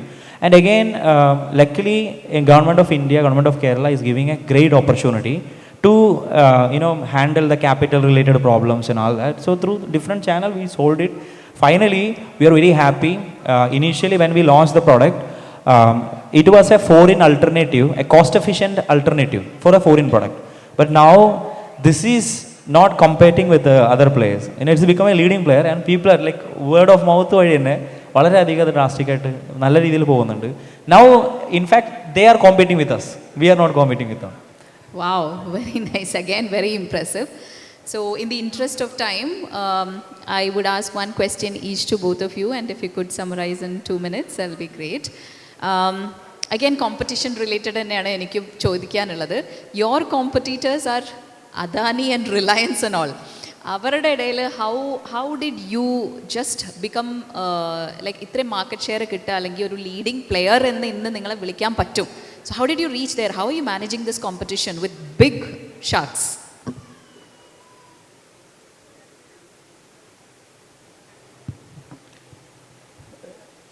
നമ്മളെ ഒരു big shark എന്ന് പറയുമ്പോൾ നമ്മൾ പലരും ഇത് തുടങ്ങുന്ന സമയത്ത് പലരും ചോദിച്ചിരുന്നു, ഇതുപോലത്തെ ഒരു ഇലക്ട്രിക് കാറുകളൊക്കെ നമ്മുടെ നാട്ടിൽ വരികയാണെങ്കിൽ ഇപ്പോൾ അദാനി, റിലയൻസ് പോലെയുള്ള കമ്പനികളൊക്കെ വെറുതെ ഇരിക്കുമോ? അവർ കാണാത്ത എന്ത് ഓപ്പർച്യൂണിറ്റിയാണ് പട്ടാമ്പിയിലുള്ള അല്ലെങ്കിൽ കേരളത്തിലുള്ള വലിയ ബിസിനസ്സുകൾ ചെയ്യാത്ത നിങ്ങൾക്കുണ്ടാവുക എന്ന് പലപ്പോഴും പലരും സ്നേഹത്തോടെയും പലരും കളിയാക്കിയും ചോദിച്ചിട്ടുണ്ടായിരുന്നു. അത് റെലവൻ്റ് ആയിട്ടുള്ളൊരു സംശയമായിരുന്നു അവരുടെ. എങ്ങനെയായിരിക്കും ഇതൊരു ഓപ്പർച്യൂണിറ്റി ആണെങ്കിൽ എന്തുകൊണ്ട് അവർ കാണുന്നില്ല എന്നുള്ളത്. പക്ഷേ ഞങ്ങൾക്ക് മനസ്സിലായത് ഈ ഒരു പേടി ഞങ്ങളുടെ ഉള്ളിലുണ്ടായിരുന്നു. ഇതൊക്കെ ശരിയായിരിക്കില്ലേ, നമ്മുടെ സമയവും ഇതൊക്കെ വെറുതെ ആവോ, നമ്മുടെ ഡ്രീം വെറുതെ ആവോ എന്നുള്ള പേടി ഉണ്ടായിരുന്നു. പക്ഷെ നമുക്ക് മനസ്സിലായത് ഇതുപോലെയുള്ള ബിഗ് ടൈക്കൂൺസ് അവരൊരു മാർക്കറ്റ് കറക്ഷന് വേണ്ടി വെയിറ്റ് ചെയ്യും.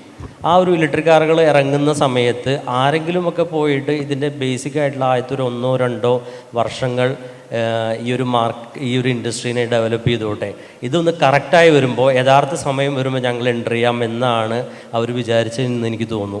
കാരണം ഇപ്പോഴും അദാനി കേരളത്തിലാകെ വിരലെണ്ണാവുന്ന സ്റ്റേഷനുകൾ മാത്രമേ ഇട്ടിട്ടുള്ളൂ. റിലയൻസ് ആണെങ്കിലും 10-ൽ താഴെ സ്റ്റേഷനുകൾ ഇട്ടിട്ടുള്ളൂ.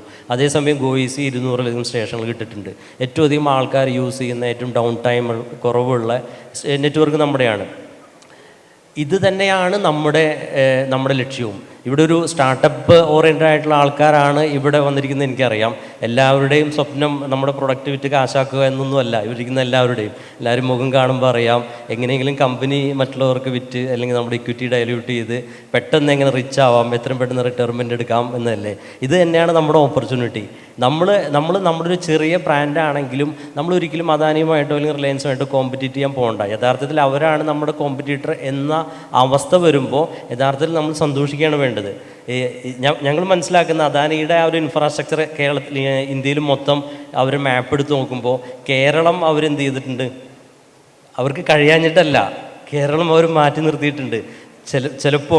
ചിലപ്പോൾ നമ്മളൊക്കെ ആഗ്രഹിച്ച പോലെ നമ്മളെ വാങ്ങാനാണെങ്കിലോ ഞങ്ങളെ അവർ വളരാൻ അനുവദിച്ചത് എന്നൊരു സംശയം കൂടി, ആ ഒരു പേടിയാണ് നമ്മളെയൊക്കെ മുന്നോട്ട് നയിക്കുന്ന ഊർജം എന്ന് പറയാമല്ലോ. അപ്പോൾ നമ്മുടെ കോമ്പറ്റീറ്റേഴ്സ് എപ്പോഴും ഇതുപോലത്തെ ടൈക്കൂൺസ് വരാൻ സാധ്യതയുള്ള, ഇപ്പോൾ ഒരു പ്രൊഡക്റ്റ് തിരഞ്ഞെടുക്കുമ്പോൾ തന്നെ ഇതിൽ സാധാരണക്കാർ വരാൻ സാധ്യതയില്ല, ഇതിൽ വരാൻ സാധ്യതയുള്ള ഒരു ടൈക്കൂൺസ് മാത്രമാണ്. അവരുടെ ഇടയിൽ നമ്മളൊരു ചെറിയൊരു ബ്രാൻഡായി. ഇപ്പോൾ നേരത്തെ നമ്മുടെ ഈ ഒരു പാനൽ ഡിസ്കഷൻ്റെ ഉദ്ദേശം തന്നെ കേരളത്തിൽ വരുന്നൊരു ബ്രാൻഡ് എങ്ങനെ ഇന്ത്യ മുഴുവൻ എത്തിക്കാം, അതല്ലെങ്കിൽ ലോകം മുഴുവൻ എത്തിക്കാം എന്നൊക്കെ ആണെങ്കിൽ പോലും ഞാൻ അതിന് എതിരായി ചെറിയൊരു അഭിപ്രായം പറയുകയാണ്. നമ്മുടെ ഉദ്ദേശം ഇതൊക്കെ ആണെങ്കിൽ ഒരു ടാറ്റ ആവണം എന്നല്ല, അല്ലെങ്കിൽ ലുലു ആവണം എന്നല്ല. നമ്മുടെ ഉദ്ദേശം ഒരു സ്റ്റാർട്ടപ്പ് വളർത്തുക, ഒരു 4-5 വർഷം അതിൽ വർക്ക് ചെയ്യുക, നല്ലൊരു ബ്രാൻഡാക്കി വിറ്റൊഴിയുക എന്നതാണെങ്കിൽ നിങ്ങൾ വലിയ ടെറിട്ടറിയിലേക്ക് പിടിക്കരുത്. ഞങ്ങൾ തുടക്കത്തിൽ വിചാരിച്ചു ഇപ്പോൾ തന്നെ ഇന്ത്യ മുഴുവൻ പടർത്താം, 5 നാഷണലുകളിൽ പടർത്താം എന്നൊക്കെ വിചാരിച്ചു. പല സ്ഥലങ്ങളിലും പോയി കമ്പനി രജിസ്റ്റർ ചെയ്തു, പല സ്ഥലത്തും ഓഫീസ് ഇട്ടു. ആ കാശൊക്കെ പോയി എന്നല്ലാതെ കേരളത്തിൽ മാത്രമേ ഞങ്ങൾ എന്ത് ചെയ്തിട്ടുള്ളൂ, എക്സ്പാൻഡ് ചെയ്തിട്ടുള്ളൂ. പക്ഷേ ഒരു വാശിക്ക് വേണ്ടി കന്യാകുമാരി ടു കാശ്മീർ വരെ ഞങ്ങൾ എന്ത് ചെയ്തിട്ടുണ്ട്, ചാർജിങ് സ്റ്റേഷൻ ഇൻസ്റ്റാൾ ചെയ്തിട്ടുണ്ട്. പക്ഷേ അവിടെ ഒരാൾ പോലും ചാർജിലെന്നുണയാണ്. എന്നാൽ നമ്മൾ പ്രതീക്ഷിച്ചതിൻ്റെ ഒരു 10-1 ചാർജിങ് പോലും നടക്കുന്നില്ല. നമ്മളിപ്പോൾ ഉദ്ദേശിക്കുന്നത് ഏതെങ്കിലും ഒരു ടെറിട്ടറി വൃത്തിയായി കോൺക്വർ ചെയ്യുക, നമ്മൾ സെല്ലബിളായി നിൽക്കുക. ഈ ടെറിട്ടറി കഴിഞ്ഞാൽ വാളയാറിനപ്പുറത്തേക്ക് ഞങ്ങൾ ഒരു സ്റ്റേഷൻ പോലും ഇല്ല, തിരുവനന്തപുരത്തേക്ക് അപ്പുറത്തേക്ക് ഒരു സ്റ്റേഷൻ പോലും ഇല്ല. ഈ ടെറിട്ടറി കഴിഞ്ഞാൽ പതുക്കെ തമിഴ്നാടോ ആന്ധ്രയോ അതിലും പരമാവധി കർണാടകയിലോ എന്ത് ചെയ്യും, ഞങ്ങൾ ചാർജിങ് സ്റ്റേഷൻ ഡെവലപ്പ് ചെയ്യും. ഏതെങ്കിലും ഒരു വലിയൊരു സ്രാവ് വന്ന് ഞങ്ങളെ വിഴുങ്ങിക്കോ എന്ന് പറഞ്ഞ് നിൽക്കുക എന്നുള്ളതാണ് ഞങ്ങളുടെ ഇപ്പോഴത്തെ ഒരു strategy. Very nice. Once again, very inspiring to hear all this. Shahid, my last question to you is,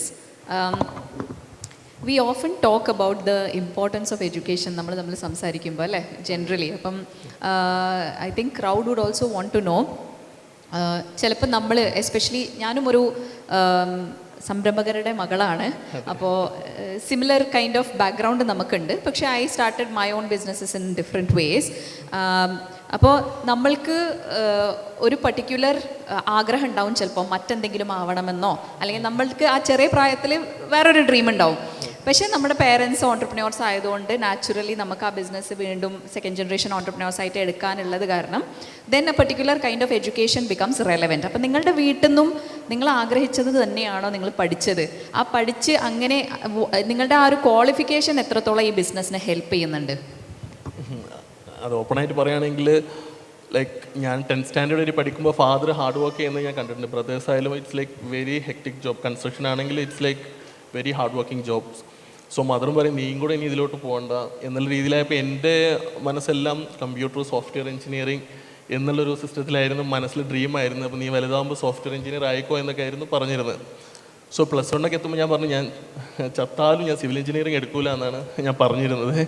but ഞാൻ സിവിൽ എഞ്ചിനീയറിംഗ് എടുത്തു, അതിൽ M.Tech എടുത്തു സിവിൽ എഞ്ചിനീയറിംഗ് മാഞ്ചസ്റ്റർ യൂണിവേഴ്സിറ്റിയിൽ. അതിൽ എല്ലാം സിവിൽ എഞ്ചിനീയറിംഗ് തന്നെയാണ് കംപ്ലീറ്റ്. ഈവൻ M.Tech ആയിട്ടും ലൈക്ക് നല്ലൊരു മാർക്കോടുകൂടി ഞാൻ പാസ്സായി. കാരണം ഫാദർ വർക്ക് ചെയ്യുമ്പോൾ ഫാദറിൻ്റെ കൂടെ ഇപ്പോൾ മരിക്കോളം വർക്ക് ചെയ്തിട്ടുണ്ട്. എൻ്റെ പ്രായത്തേക്കാൾ കൂടുതൽ വർക്ക് ചെയ്തവരുണ്ട് കമ്പനീസിൽ. അപ്പോൾ അവരത്രയും ഹാർഡ് വർക്ക് ചെയ്യുമ്പോൾ ഞാൻ സിംപ്ലി എൻ്റെ പാഷൻ്റെ പുറത്ത് പോകണോ വേണ്ടേ എന്നുള്ളൊരു ക്വസ്റ്റ്യൻ എനിക്ക് വന്നു +2 കഴിഞ്ഞപ്പോൾ. അപ്പോൾ ഞാൻ ആലോചിച്ച് 200-300 എംപ്ലോയീസ് വർക്ക് ചെയ്യുന്നുണ്ട്. സോ ഇപ്പോൾ 500 അതിൽ കൂടുതലായി വർക്ക് ചെയ്യുന്നത്. ഇപ്പോൾ ഒരു 300 എംപ്ലോയീസ് അല്ല, 300 അല്ലെങ്കിൽ 500 അവരുടെ ഒരു ഫാമിലിയാണ് നമ്മൾ ടേക്ക് കെയർ ചെയ്യുന്നത്. സോ അവർക്ക് ഹെൽപ്പ് ചെയ്യുന്നൊരു സിസ്റ്റം ബിൽഡ് ചെയ്യുന്നു എന്നുള്ള ഒരു തോട്ട് എനിക്ക് വന്നു. അതാണ് എന്നെ എനിക്കൊരു ടേണിംഗ് പോയിൻ്റ് ആയിട്ട് വന്നത്. സോ അങ്ങനെ ഞാൻ എൻ്റെ ഒരു ആഗ്രഹങ്ങൾ കുറേ മാറ്റി വെച്ചിട്ടാണ് ഇതിലോട്ട് ഞാൻ നല്ല രീതിയിൽ ഹാർഡ് വർക്ക് ചെയ്ത് ഒരു പൊസിഷനിലെത്തി. കമ്പനി ഇതിലോട്ട് എത്തി ഒരു നല്ല പൊസിഷനിൽ എത്തിയപ്പോഴാണ് ഞാൻ എൻ്റെ പാഷനെ കുറിച്ച് അറിഞ്ഞത്. അപ്പോൾ നോക്കുമ്പോൾ കൺസ്ട്രക്ഷൻ ഇൻഡസ്ട്രിയിൽ തന്നെ ഒരുപാട് പ്രോബ്ലംസ് സോൾവ് ചെയ്യാനുണ്ട്. ഭയങ്കര ഹെക്റ്റിക് ജോബ്സാണ് കൺസ്ട്രക്ഷനിലുള്ളത്. അപ്പോൾ നോക്കുമ്പോൾ എൻ്റെ IT കൊണ്ടുവരാൻ പറ്റിയൊരു സിസ്റ്റമാണ്. ഇപ്പോൾ AI വരുന്ന സമയമാണ്. അപ്പോൾ നമ്മൾ പറയുന്നുണ്ട് AI വരുമ്പോൾ ഒരുപാട് ജോബ്സ് നഷ്ടപ്പെടും എന്നൊക്കെ പറയുന്നുണ്ട്. അപ്പോൾ എൻ്റെ ഒരു കൺസ്ട്രക്ഷൻ പെർസ്പെക്റ്റീവിൽ ഞാൻ പറയുകയാണെങ്കിൽ ജോബ്സ് നഷ്ടപ്പെടണം. ചില ജോബ്സ് എന്ന് പറഞ്ഞാൽ വളരെ ഡേഞ്ചറസ് ജോബ്സാണ്. ആ ജോബുകളൊന്നും മനുഷ്യന്മാർ ചെയ്യരുത്. ഇനി അത് വേറെ എന്തെങ്കിലും റോബോട്ടിക്സോ AI വെച്ചിട്ട് അത് എന്തെങ്കിലും നമ്മൾ മാറ്റിയെടുക്കണം. കാരണം വെച്ചാൽ ഞാൻ ഒരു ബിഗിനിങ് സ്റ്റേജ് മുതലേ വന്നതാണ് കൺസ്ട്രക്ഷനിൽ നിന്ന്. അപ്പോൾ അവരെടുക്കുന്ന ഹാർഡ് വർക്കും ബുദ്ധിമുട്ടും, ഇപ്പോൾ അവർ പറയുന്ന പോലെ ഡ്രെയിനേജ് സിസ്റ്റം ക്ലീൻ ചെയ്യുന്ന അതുപോലത്തെ ഒരുപാട് ജോബ്സ് ഉണ്ട് ഇതിൽ. അപ്പോൾ അതെല്ലാം AI ടേക്ക് ഓവർ ചെയ്താൽ അത് ഹ്യൂമാനിറ്റിയെ തന്നെ നല്ല രീതിയിൽ ഹെൽപ്പ് ചെയ്യും എന്നില്ല. അപ്പോൾ അത് വെച്ചിട്ടാണ് ഞാൻ ബ്രിക്ലി എന്നുള്ളൊരു സോഫ്റ്റ്വെയർ AI സോഫ്റ്റ്വെയർ ബിൽഡ് ചെയ്തു. അപ്പോൾ ഈ AI സോഫ്റ്റ്വെയർ ബിൽഡ് ചെയ്യുമ്പോൾ it's like very expensive thing to build a software. So AI വെച്ചിട്ടാണ് ഞാനത് ബിൽഡ് ചെയ്തു. ഫോർ എക്സാമ്പിൾ ഞങ്ങളത് സെല്ല് ചെയ്തിട്ടില്ലെങ്കിൽ പോലും ഞങ്ങൾക്കത് പ്രോഫിറ്റാണ്. ഇവൻ നമ്മുടെ കമ്പനിയെ അത് ഒപ്റ്റിമൈസ് ചെയ്യാൻ നല്ല രീതിയിൽ സഹായിച്ചു. അപ്പം അങ്ങനെ ആ ഒരു തോട്ട് വന്നതാണ് എനിക്ക് ഈ ബ്രാൻഡിങ്ങിനും എല്ലാത്തിനും എനിക്കുള്ളൊരു ഇൻസ്പിറേഷൻ ആയത്. ഒരു പ്രോഫിറ്റ് മേക്കിംഗ് ഉള്ളത് മാത്രമാണ് ആഗ്രഹം എന്നുണ്ടെങ്കിൽ എനിക്ക് ബ്രാൻഡ് ആക്കുന്നതിൽ വലിയ കാര്യമില്ല. മോർ ദാൻ ദാറ്റ് ഒരു സോഷ്യൽ നമുക്ക് റെസ്പോൺസിബിലിറ്റി നമുക്കുണ്ട്. അതെന്തായാലും നമ്മൾ ചെയ്താൽ പ്രോഫിറ്റ്സും കാര്യങ്ങളൊക്കെ അത് ഓട്ടോമാറ്റിക്കലി വരും. സോ ബ്രാൻഡ് ചെയ്ത് കംഫർട്ടബിളി നമ്മളെല്ലാവരെയും വർക്ക് ചെയ്യുന്നവരെയും കൂടെ കംഫർട്ടബിൾ ആക്കി കഴിഞ്ഞാൽ it will be very helpful. അപ്പോൾ ഈ ബ്രിക്ലി വെച്ചിട്ട് ഞങ്ങൾ ചെയ്ത 2 പ്രോബ്ലമാണ്. ഒന്ന്, ലേബേഴ്സ് വീട്ടിലോട്ട് പോകുമ്പോൾ ഫോർ എക്സാമ്പിൾ ഇവർക്ക് വർക്കും ചെയ്യണം, അക്കൗണ്ടിങ്, ഇവരുടെ അറ്റൻഡൻസ് എല്ലാം മാർക്ക് ചെയ്യണം. അപ്പം ഞാൻ വെച്ചാൽ ഇവർക്കൊരു 10 മിനിറ്റ് ഞാൻ സേവ് ചെയ്ത് കൊടുത്താൽ അവർക്ക് അത്രയും കൂടെ അവരുടെ ഫാമിലിയുടെ കൂടെ അവർക്ക് സ്പെൻഡ് ചെയ്യാൻ പറ്റും. ആ ഒരു തോട്ടായിരുന്നു എനിക്കുണ്ടായിരുന്നു. സോ അതെല്ലാം ഞാൻ ഓട്ടോമേറ്റ് ചെയ്തുകൊണ്ടാണ് ഇപ്പോൾ നിൽക്കുന്നത്. പിന്നുള്ളത് കോൺട്രാക്ടേഴ്സിന് വേണ്ടി. ഇപ്പോൾ എൻ്റെ ഫാദറിൻ്റെ കൂടെ വർക്ക് ചെയ്ത ഒരുപാട് കോൺട്രാക്ടേഴ്സ് ഇപ്പോൾ ഇല്ല. കാരണം ഇത് ലോസ് വന്നിട്ടത്, കാരണം ഇതിൻ്റെ ഈ കൺസ്ട്രക്ഷനിൽ ഇത് പ്രോഫിറ്റാണോ ലോസ് എന്ന് പെട്ടെന്ന് കണ്ടുപിടിക്കാൻ കഴിയില്ല, കോംപ്ലക്സ് ജോബ് ആയതുകൊണ്ട്. സോ ഓരോ വർക്കും ഇത് പ്രോഫിറ്റാണോ ലോസ് ആണോ എന്നുള്ളത് നമ്മൾ ഓട്ടോമേറ്റ് ചെയ്തുകൊണ്ടാണ് ഇപ്പോൾ നമ്മൾ ബ്രിക്ലി എന്നുള്ള സോഫ്റ്റ്വെയർ ചെയ്തുകൊണ്ടിരിക്കുന്നത്. So hope it will best. Thank you. Very nice. I think that deserves a round of applause. എനിക്ക് ഏറ്റവും ക്യാച്ചിയായി തോന്നിയത് എന്താണെന്ന് വെച്ചാൽ, ഇന്ന് AI-നെ ഭൂരിപക്ഷം ആൾക്കാരും ഫിയറോടെ കാണുന്നുണ്ട്. ആ ഫിയറിനെക്കാട്ടിയും എല്ലാ സൂപ്പർവൈസേഴ്സ് ആയാലും ലേബേഴ്സ് ആയാലും ഒരിക്കലും ഒരു ലേബറിന് അയാളുടെ മോൻ ലേബർ ആണെന്ന് ഒരിക്കലും ആഗ്രഹിക്കില്ല. ഇല്ല, അവർക്ക് കംഫർട്ടബിൾ ആയിട്ടുള്ള ജോബ് ആയിരിക്കണം.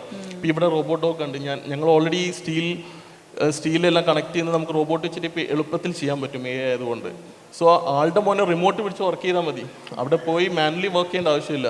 റിമോട്ട് പിടിച്ച് വർക്ക് ചെയ്താൽ അതാണ് നമുക്ക് ഹ്യൂമാനിറ്റി കൂടുതലാക്കി വരുന്നതിൻ്റെ ഏറ്റവും ബെസ്റ്റ് ഓപ്ഷൻ എന്നുള്ള രീതിയിലാണ്. അതിനുവേണ്ടി വർക്ക് ചെയ്യുക എന്നുള്ള ഒരു മോട്ടീവിലാണ് ഇതിൽ വന്നിട്ടുള്ളത്. Very nice, very nice. Inspiring stories from all 3 of you. I think it's time for us to take maybe one question from the audience, 1 or 2. Yeah? All right. Open to the audience for questions. Do we have any questions? ആർക്കെങ്കിലും നല്ല ചോദ്യങ്ങൾ ചോദിക്കുന്നത് ഗ്രോത്തിൻ്റെ അടയാളമാണ്. So ഇത്രയും legendary ആയിട്ടുള്ള വ്യക്തികൾ shared so much with you. So yeah. Yes, there please. Mic ഒന്ന് അവിടെ കൊടുക്കൂ.